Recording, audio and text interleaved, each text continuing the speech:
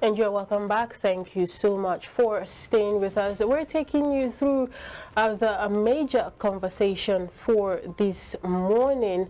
And of course, as we step into the realm of politics and analysis, our focus today is the administration of President Bola Ahmed Tinubu, the state of the economy, and Bola Tinubu's economic policies so far that has defined his pivotal period in Nigerian governance. To have this conversation with us as we dissect and evaluate the impact of Tinubu's economic strategies on the nation is Ziggy Ibe. He's a political analyst and a social commentator. Good morning, sir. Thank you for joining us. It is my pleasure. Thank you for having me. All right, let's take a walk down the major policies of Tinubu's administration, the policies that he has made so far, from the biggest elephant in the room, which is the subsidy removal, to the changes in the FX, and down to the student loan bill, and so many of them. But let us give you the opportunity to begin where it holds you the most. Please go ahead. Thank you. It was amusing hear the elephant in the big room. The biggest elephant in the room. What they want to describe situations we find ourselves. It's okay. Yeah, the state of the economy.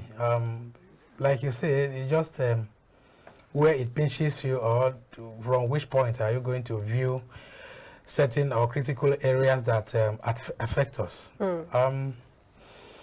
Well, 6 months, 7 months, graduating to 8 months down the line, one would want to agree that things are not actually exciting, but you don't judge an infant by the months, but it was or he or she was brought into this world. I am not in any way saying that trajectory should not be maintained at the few months we've found ourselves, but I did say that we are not actually running, but I think we are on a steady motion. We are moving. Depends the direction you want to look at it from. Okay, each government that comes has its own sets of arrangements, certain things it wants to do, and give or take, things are not actually the way we had projected. One thing is for us to project, another is for the government to work towards our own projection. Okay, and we have actually been immersed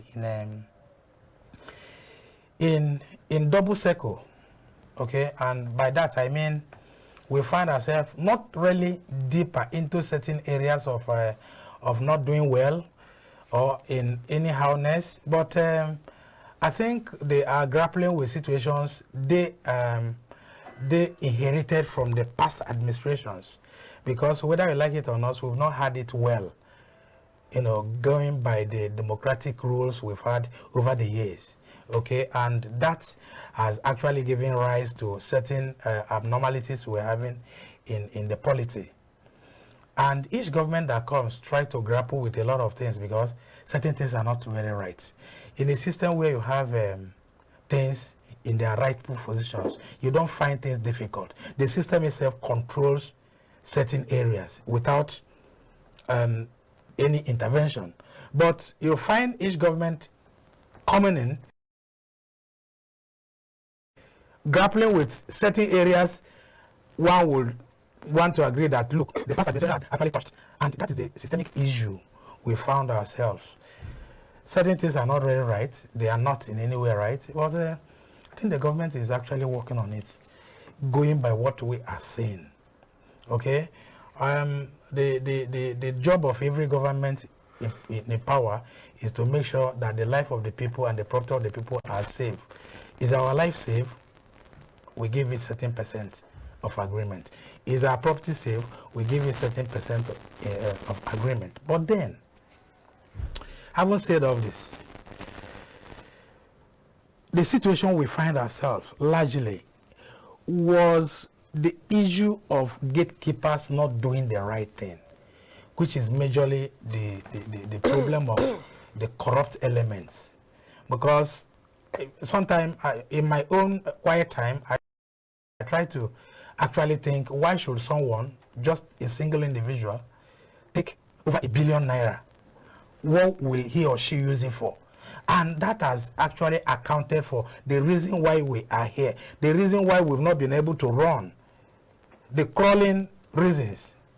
Because each time a budget is made, just like few months it was made, you find out that it is edited into few individuals' pockets until the government at every point start to deal with corrupt individuals, because they are the reason why we are here.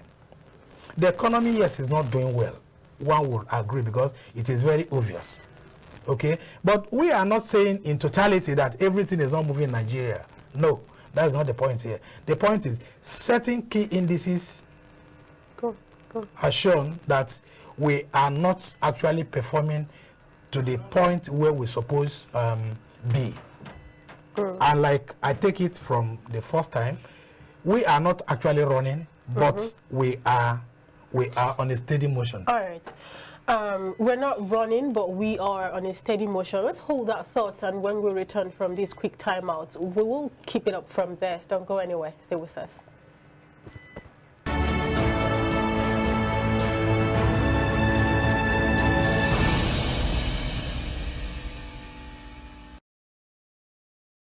Thank you so much for staying with us, and we're back. Just before we went on that quick break, our guest here, Ziggy Ibe, was telling us about how that we're not running, but we're moving at a steady pace. And you know, from that point, I'd like to take it up and ask you this question: How much of a difference has been made on the positive? How much impact? Positive impact has Nigerians felt when the fuel subsidy was removed in May of last year? Part of the conversation was to further invest into CNG and more natural gases, especially for transportation, seeing that the transport system is actually the most directly affected by the subsidy, as vehicles run on petrol and all that. There were conversations, serious conversations around converting vehicles to CNG run or importing CNG run vehicles. None of that has happened 8 months down the line, and that is just one of the promises made that was supposed to be given urgent treatment as of the time to help ameliorate the situation. We heard about a certain millions of naira that were supposed to be shared to households as palliative. Till today, none of that has happened. So when you say that we cannot say all sectors are not working, I might be able to agree with that, but you need to show it to me. How much of the impact have we felt as Nigerians? Every time, during my intro this morning as we started the show, I did mention that every time we've had a presidential speech or presidential address on national TV, every time a presidential spokesperson have appeared in the media, they make it a point of reason to, harp on the fact that it's going to be tough. We need to tighten our belt. Oh, it's going to be tough baby steps. It has been tough baby steps since the last 8 months. And we've been moving. Like you said, I agree, but how positive has our movement been? How much has happened to an average Nigerian to show that, okay, these baby steps we started since May last year is getting better at this point or at that point? It's okay.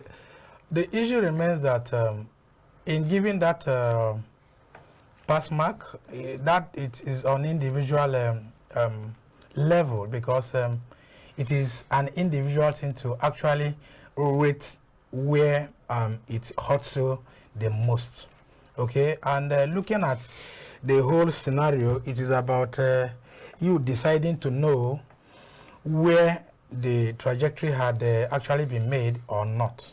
So we can't lump it up in all saying certain this area is not working, this area is working, and the other. But then in achieving greatness, there must be disquiet in so many areas, because so many ornaments you and I wear today had passed through a certain degree of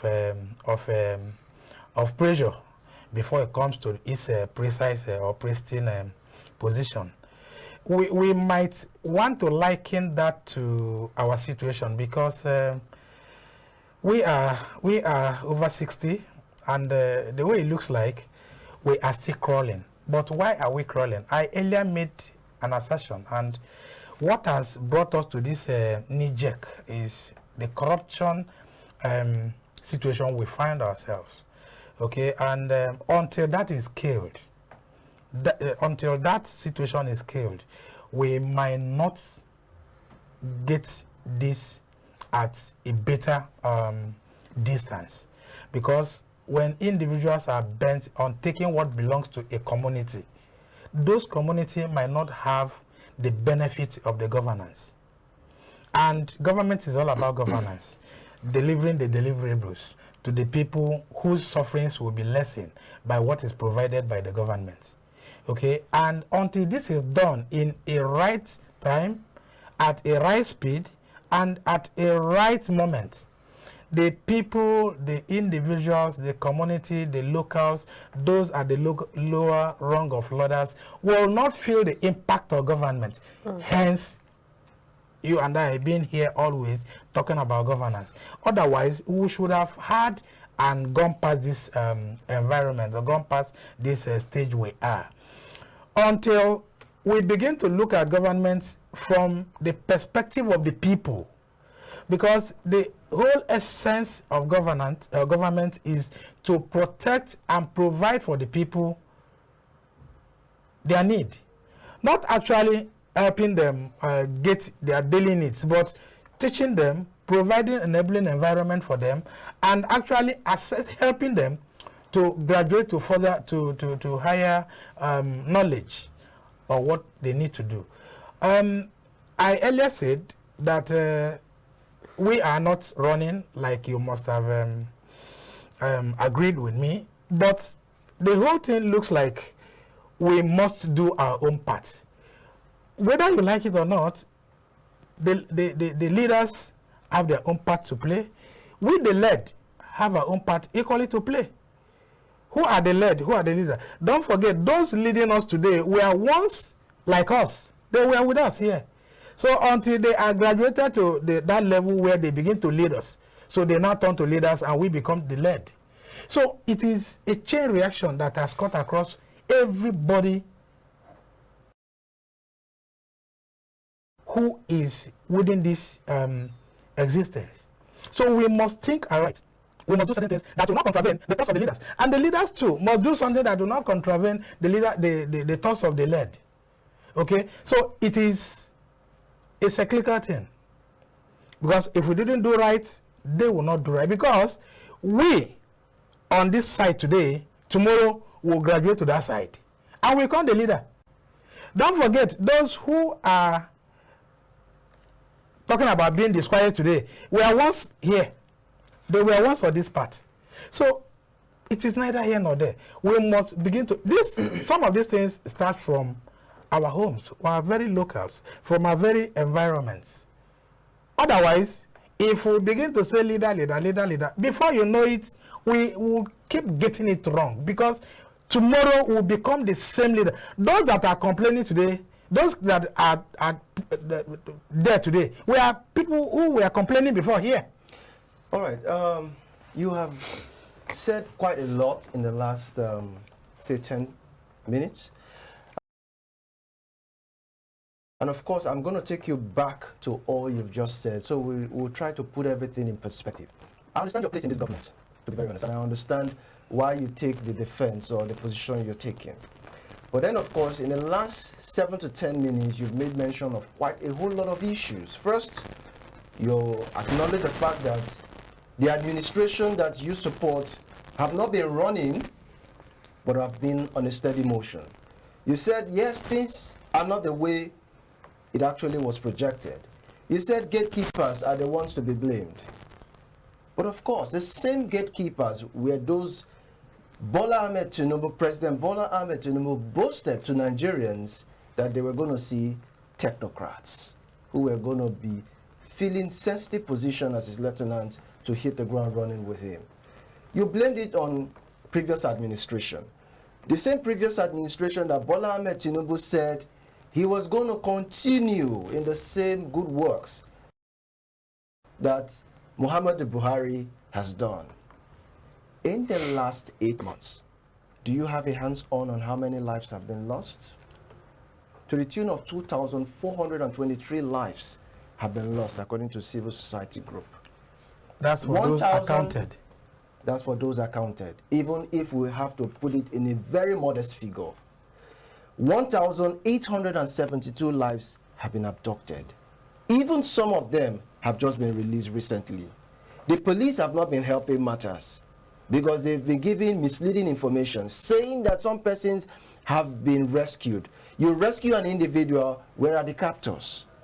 You rescue an individual, you never made it clear to Nigerians that certain amount was paid, but you said no amount was paid. But we got to realize that 15 million was paid, especially in the lives of the Ekiti State students. So tell me, in what area have the administration that you are part of yet have not been running, but have been on a steady motion? I want to understand that fact when it comes to steady motion. Is it in security? Is it in high cost of living, where people are now reacting, and rather than your government owning up to it for the first time and saying, Nigerians, we are sorry we misled you, but are very busy telling Nigerians that they are playing opposition, telling well-meaning Nigerians that they are being hypocritical because we are calling out what your government has failed to own up to. That's my question to you. Okay, thank you so much. I will respond to that in various terms. When we begin to measure successes, there are so many indices that we must brought in. Those indices include figures of those who had been involved, those who were not involved, those who were either laybys and all that. But then in insecurity, we've battled with this for many years.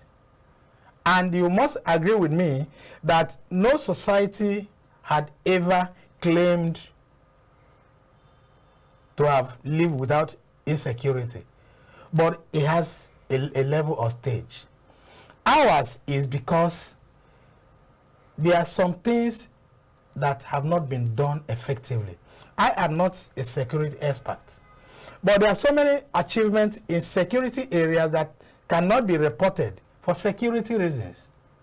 Abduction we talk about is everywhere, yes, because those are the ones, but the successes that followed after it. What is the success? I said I'm not in security circle, so I might not be able to. That might not be brought into the public knowledge. But the ones I know is what I am reacting to. I am not saying there has not been abduction. It's everywhere, we hear every day. But this give reasons why the security agencies must step up their game. And area? I am sure they are doing it. In what area? Area of stopping it. Because the issue in security is not all about getting those who are involved. It is all about curbing it.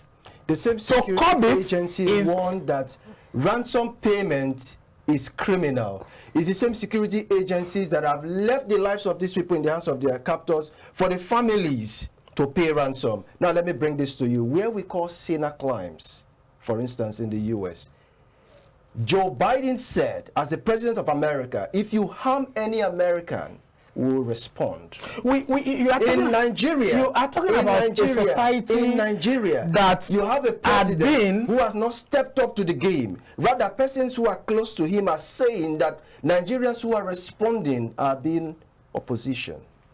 You are talking about a society. This is how you measure success. Oh, sure. I'm telling you now. We are how many years in democratic setting, and you are measuring it with a society that has been over many thousand years. So it is about the society, it's about the system. In my earlier submission, I told you that what actually gave rise to so many of these that we don't have certain things in place. By the time we make right the system, the system certainly. Ministers in place. Did he not brag that I wasn't in his thinking. I wasn't in his thinking when he chose his ministers. And when he was choosing his ministers, he chose those he felt were technocrats, were better in the job they are going to do. And what later became. And now, 8 months down the line, I think it's too early a morning. Oh, there you go again. Oh yes, it's too early a morning. It's too early a morning for anyone to come and say this has been. Look, let me bring the issue of forex. I've earlier submitted that the issue of forex is the problem of individuals. I wrote something recently. What do you mean by and the problem is, it is within this circle that we individuals stock up and stash away dollars that's supposed to be in circulation. Are you aware that dollars is not even in the hands of well-meaning Nigerians, rather in the hands of politicians? Are you aware of that? Who are the politicians? That's where we miss it. Those are people in public offices. The issue is that the highly elevated individuals are not even the politicians. Because in our category or in our line of thought, we always felt that the politicians are those who are just there. No. The issue is that you and I are involved in this. And that's why I say the orientation is what will help each of us. The orientation is when you begin to see Nigeria not really, because most times we've divorced ourselves from the country. Oh, it is their thing. It is their thing. And that is the issue.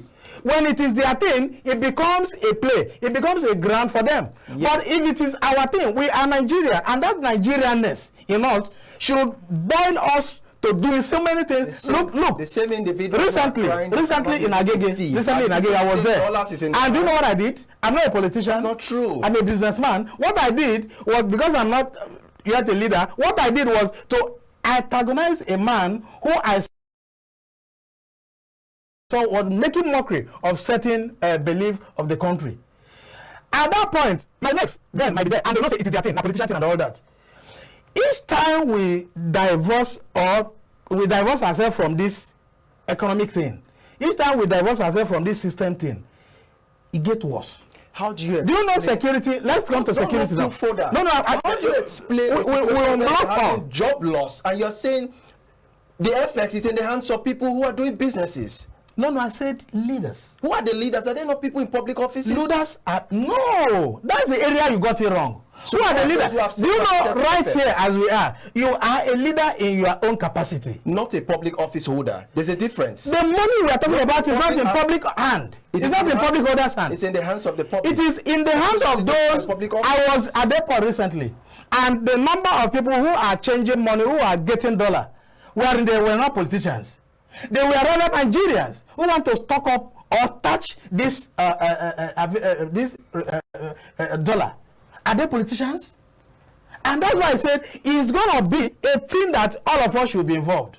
The moment each and every one of us are involved, the moment each and every one of us is involved in this, we will not get to anywhere.